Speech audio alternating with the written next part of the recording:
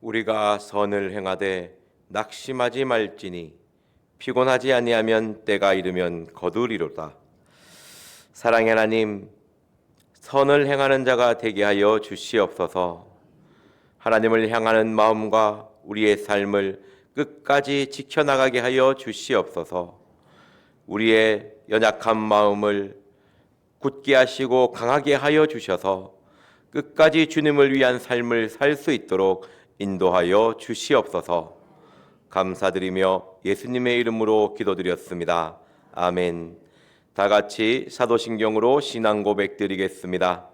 전능하사 천지를 만드신 하나님 아버지를 내가 믿사오며 그 외아들 우리 주 예수 그리스도를 믿사오니 이는 성령으로 잉태하사 동정녀 마리아에게 나시고 본디오 빌라도에게 고난을 받으사 십자가에 못 박혀 죽으시고 장사한 지 사흘 만에 죽은 자 가운데서 다시 살아나시며 하늘에 오르사 전능하신 하나님 우편에 앉아 계시다가 저리로서 산자와 죽은 자를 심판하러 오시리라.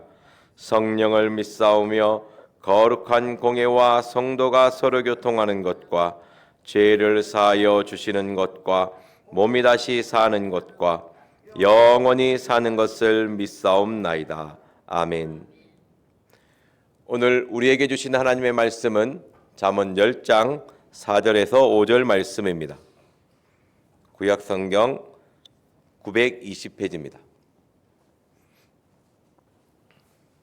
잠언 10장 4절 5절 말씀입니다.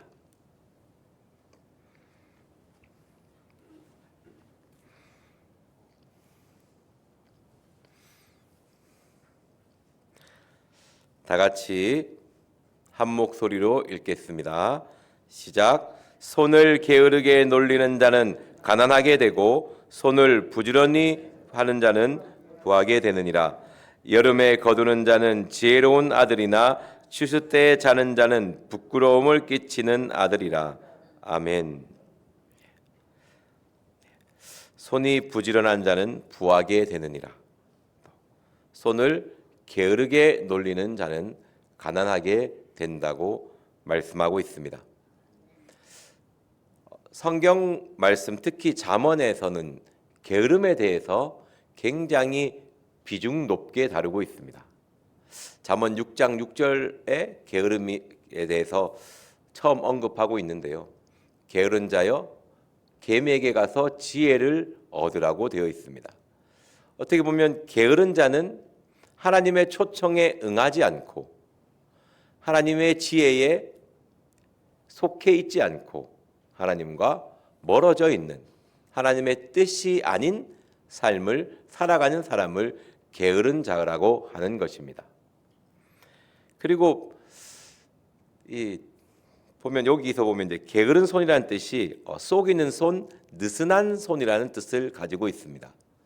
그러니까 일을 점점 미루고,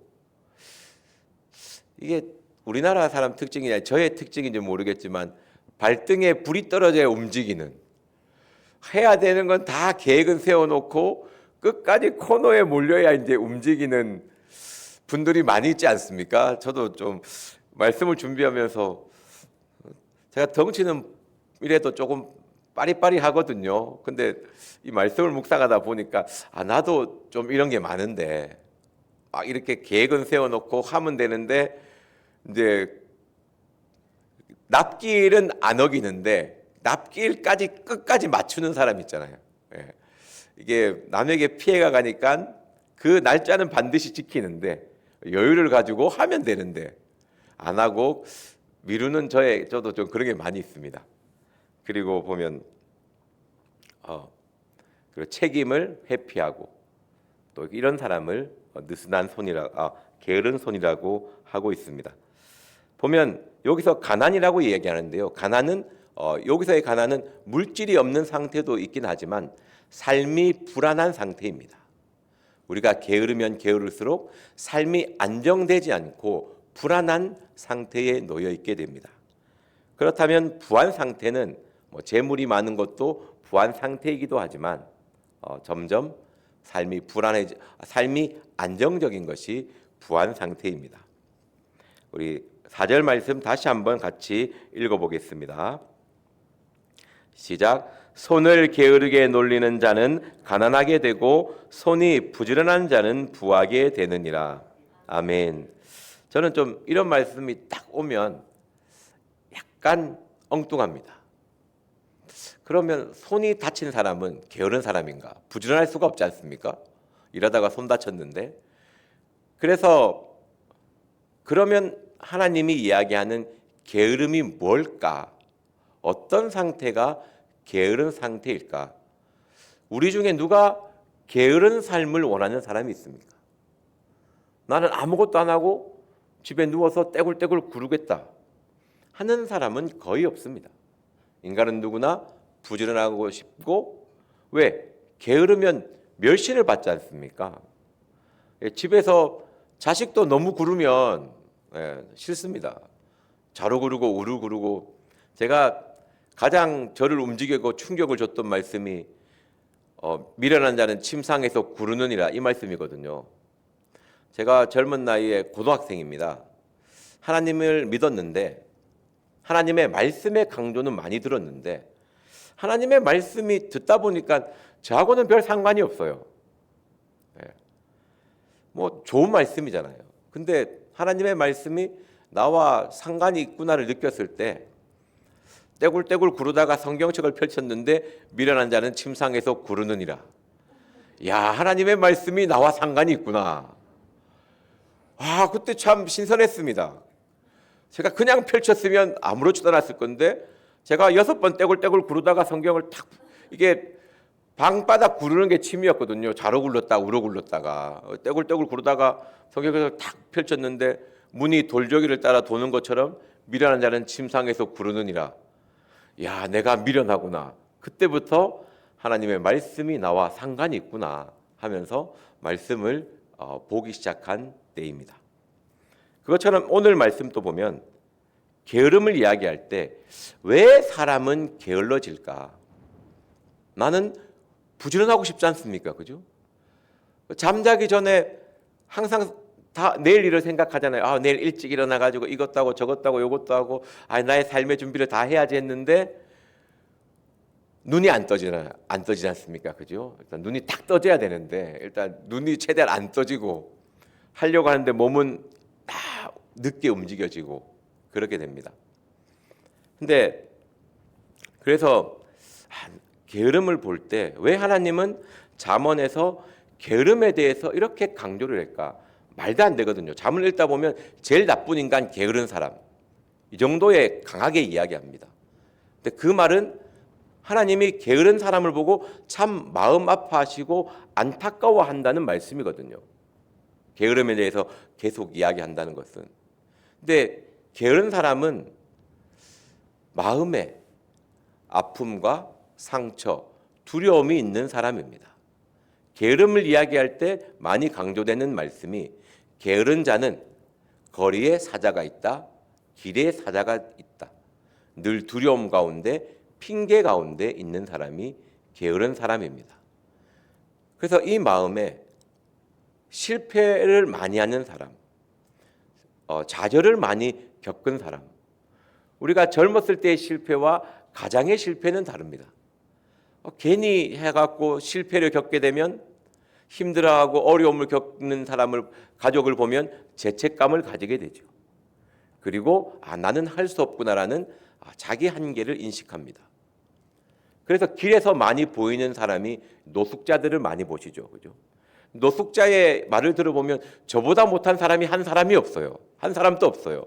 다 열심히 사셨고 다 잘 사셨는데 어느 날 경험한 실패 때문에, 어느 날 경험한 아픔 때문에 자신의 삶을 포기해 버리는 것이거든요. 하나님이 게으름을 책망한 것은요, 삶을 포기하는 자세. 내가 너의 삶을 얼마나 축복하고 얼마나 값지게 여기는데 자신의 삶을 포기하고 내려놓은 그 상태를 하나님은 책망한 것입니다. 그래서 게으름을 이기려면 이 말씀이 필요합니다. 고린도후서 5장 17절입니다. 고린도후서 5장 17절 말씀 보도록 하겠습니다.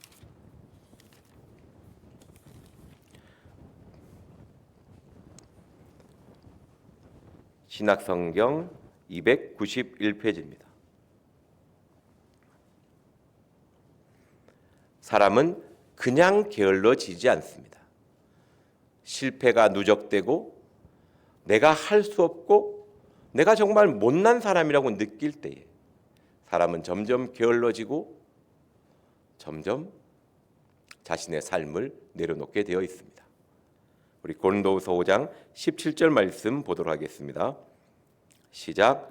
그런즉 누구든지 그리스도 안에 있으면 새로운 피조물이라. 이전 것은 지나갔으니 보라 새 것이 되었도다. 아멘. 그래서 복음입니다. 하나님의 사랑, 그리스도 안에 있으면 새로운 피조물. 언제나 과거의 아픔, 상처를 가진 사람이 아니라 그것에 짓눌려서 살아가는 사람이 아니라 그리스도 안에서 새로운 피조물, 주님과 함께하면 언제나 새로운 출발을 할 수 있다고 이야기하는 것이 이 복음입니다. 게으른 자가 게으름의 책망을 통해서 깨어나는 것도 중요하지만 나는 주님과 함께하면 늘 새로운 출발을 할 수 있다는 것을 깨달아야 되는 것입니다. 나의 힘과 나의 능력, 나의 노력이 아니라 주님의 힘으로, 주님의 사랑으로 다시 시작할 수 있다는 것을 알아야 하는 것이죠. 우리 로마서 14장 5절 말씀 보도록 하겠습니다.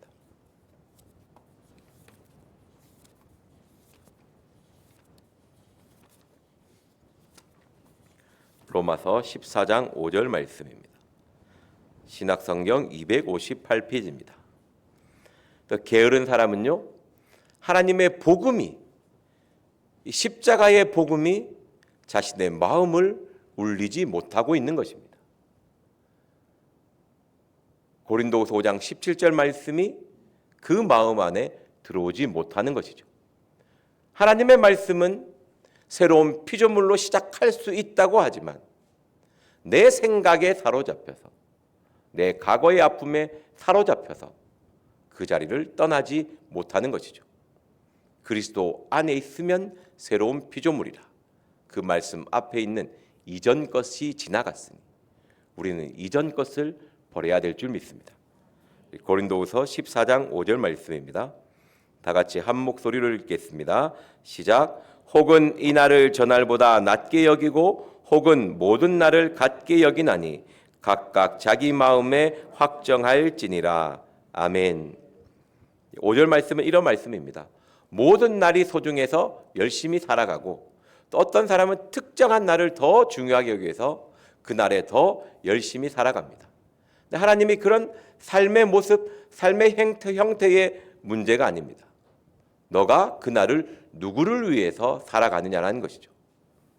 6절 말씀 같이 읽어보겠습니다. 시작. 나를 중히 여기는 자도 주를 위하여 중히 여기고 먹는 자도 주를 위하여 먹으니 이는 하나님께 감사함이요 먹지 않는 자도 주를 위하여 먹지 아니하며 하나님께 감사하느니라.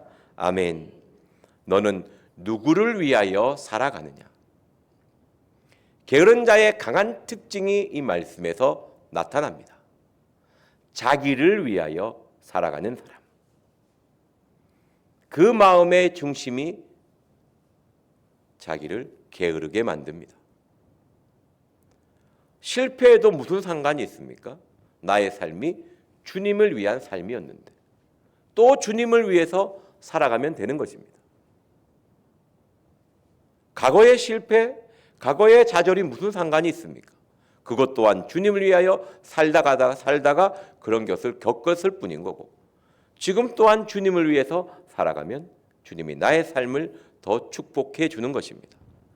삶이 성공과 실패, 눈앞에 있는 그 열매의 문제가 아니고 나의 마음의 중심에 누구를 위하여 살아가고 있는가? 그것이 나의 마음의 중심이 있어야 내가 게으르지 아니하고 성실하고 부지런하게 살아갈 수 있다는 것입니다. 단순하게 너는 게을러서 악해, 너는 부지런해서 성실해 이게 아니고 착해 이게 아니고 너의 마음의 중심이 누구를 위하여 살아가고 있는가? 그것을 물어보는 말씀입니다. 너는 주를 위하여 살아가고 있는가? 안 그러면 너의 욕심, 너의 꿈을 위해서 살아가고 있는가? 성도님들은 누구를 위해서 살아가고 있습니까? 7절 말씀 같이 보겠습니다. 시작. 우리 중에 누구든지 자기를 위하여 사는 자가 없고 자기를 위하여 죽는 자도 없도다. 아멘. 누구든지 자기를 위하여 사는 자가 없고 자기를 위하여 죽는 자도 없어야 됩니다. 누구든지 자기를 위하여 살아가면 안 된다는 말씀이죠. 8절 말씀 같이 보겠습니다. 시작. 우리가 살아도 주를 위하여 살고 죽어도 주를 위하여 죽나니 그러므로 사나 죽으나 우리가 주의 것이로다. 아멘. 어떤 삶을 살아도 우리는 주를 위하여 살아가야 하는 것입니다. 왜 그렇습니까? 우리는 주님의 것이기 때문입니다. 자꾸 나의 삶, 나의 것, 나의 노력. 맞습니다. 사람이 어떻게 죄송합니다. 사람은 육신에 있기 때문에 먹을 것을 좋아하고 잠자는 것 좋아하고 성공을 좋아하고 이루는 것을 좋아할 수밖에 없는 사람입니다. 그것을 부인하라는 것이 아닙니다. 성공하고 싶죠, 그죠? 자녀 잘 키우고 싶죠. 다만 내 마음의 중심에는 주를 위하여라는 것이 있어야 된다는 것이죠. 내가 자녀를 잘 키우는 것도 주를 위해서, 내가 사업을 성공하는 것도 주를 위해서, 내가 힘들지만 이렇게 견디며 살아가는 것도 주를 위해서, 내가 정말 이 힘들고 어려운 가운데 끝까지 포기하지 않는 이유도 주를 위해서, 그 마음을 마음의 중심에 담아야 될 줄 믿습니다. 사람은요, 실패와 좌절을 만나면 삶을 포기하고 싶은 것이 인생입니다. 자, 우리 다시 본문으로 돌아가겠습니다.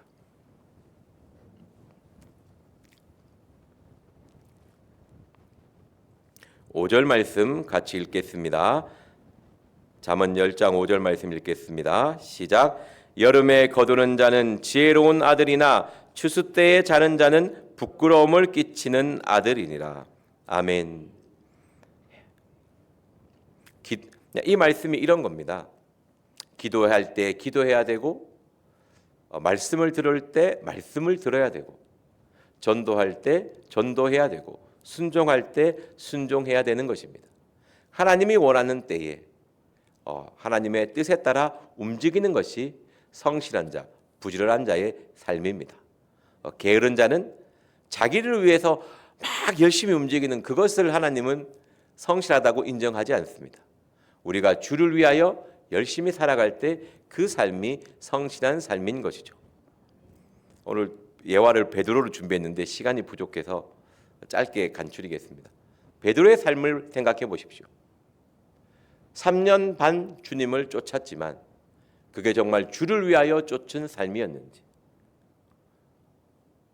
마태복음 26장에서 예수님께서 내일 고난을 당할 것이라고 얘기하시니까 베드로가 저는 절대 주님을 떠나지 않겠습니다라고 고백합니다.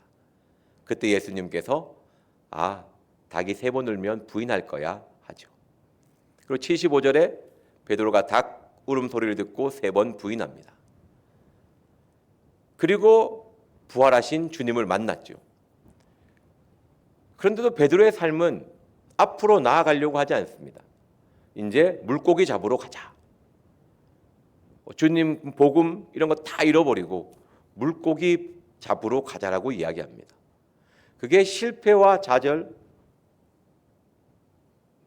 경험한 자의 모습이죠. 하나님이 원하시는 뜻, 주를 위해서 사는 것이 아니고 그냥 자기를 위해서 물고기 잡으러 가자 하는 거죠. 그런데 예수님은 베드로에게 와서 다른 이야기를 하지 않습니다. 네가 나를 사랑하느냐? 그것을 물어보는 것이죠. 베드로에게 3번 물어봅니다. 너가 나를 사랑하느냐? 어떻게 보면 이 질문이 우리에게 답을 줄 수 있습니다. 내가 주님을 사랑하고 있는가?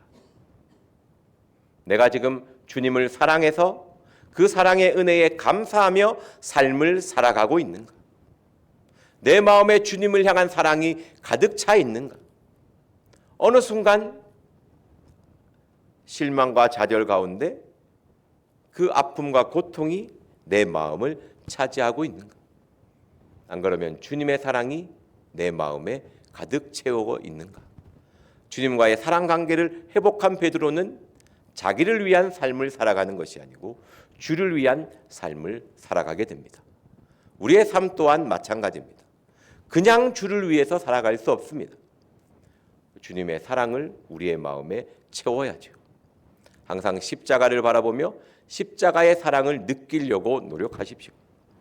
십자가의 사랑을 맛보려고 끝없이 구해야 됩니다. 너희는 여호와의 선하심을 맛보아 알지어라고 하였습니다. 그 십자가의 사랑을 느끼며 맛보며 그 사랑을 우리의 마음에 채울 때에 비로소 우리의 삶은 주를 위한 삶으로 바뀌게 되는 것입니다. 항상 마음에 생각하고 기억하십시오. 주님의 사랑을 내 마음에 채우고 나는 주를 위하여 살아가겠다고 다짐하는 저와 여러분들이 되기를 원합니다. 기도하고 마치겠습니다. 사랑의 하나님, 선을 행하되 낙심하지 말라고 하였습니다. 낙심하지 아니하면 때가 이르며 거둔다고 하였사오니 항상 주님을 바라보며 그 십자가의 사랑으로 마음을 채우며 주를 위하여 살아가는 삶을 살 수 있도록 인도하여 주시옵소서. 주를 위하여 살아가는 삶 가운데 힘들고 어려움이 있을 때에 더욱더 주님을 사랑하게 하여 주시옵시고 주님만을 의지하게 하여 주시옵소서. 감사드리며 예수님의 이름으로 기도드렸습니다. 아멘. 오늘 들은 말씀을 기억하시며 기도하시고 각자 주기도문으로 예배를 마치도록 하겠습니다. 주여 삼창하며 기도하겠습니다. 주여 주여